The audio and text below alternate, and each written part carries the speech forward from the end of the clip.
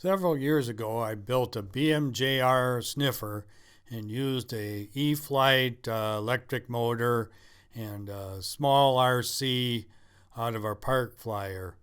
It worked pretty well, but it didn't have braking as far as I knew, and the prop would windmill and really hurt the performance in the glide. I put in a different receiver and ESC, but I had trouble figuring out the braking on that one, and the shaft was really delicate and it bent right away. Here's a couple pictures of the shaft, and you can see it's bent already, and it didn't even crash. It was just a little bit of a hard landing. The motor is really light, but you need the weight in the nose anyhow, and I was hoping for a little more power. A short flight with that E-Flight motor in it.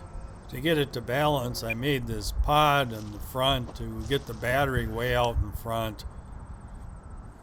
So I'd been asking about electric motor and different ESCs I could use, and Chris Edge in the UK suggested that AliExpress might have something I could use. So these are the components I ordered. So there was a programming card available for the ESC, and that made programming the braking easy. I'm not just sure about all the parameters. There's something about high speed and medium and all that. I just left it default. And it came with a prop saver and a spinner.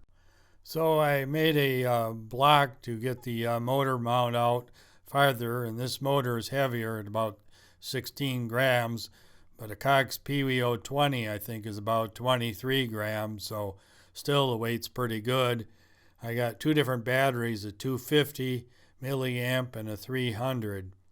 So today it was finally above freezing, so I thought I'd try some flights. I just stuffed all the components into the plane and taped over it. My plan is just to see if it's going to fly and if it'll be enough power, and then I'm going to finish the nose off. So I am using RC for speed control and DT, and I started out, I wasn't launching at full power, and I think about this flight I did get it up to full power. Now this is the 1300 kV motor, and I've got a 1700 kV motor that looks just like this I could try. So I only had one prop, thinking that land and snow, there's nothing that would hurt the prop. And the last flight, it goes out a little bit farther and lands, and I think it hits like a branch or something. It turns out it was a deer carcass, and it hit the bones and broke the prop. So what are the chances of that? It just seems like the strangest things happen sometimes when I'm flying free flight. I'm going to try the prop saver. I don't know. I don't like the looks of that. It seems kind of flimsy. Maybe there's like a folding prop I could get for this motor. It's a 7-inch prop, which really seems big, but that's what's recommended.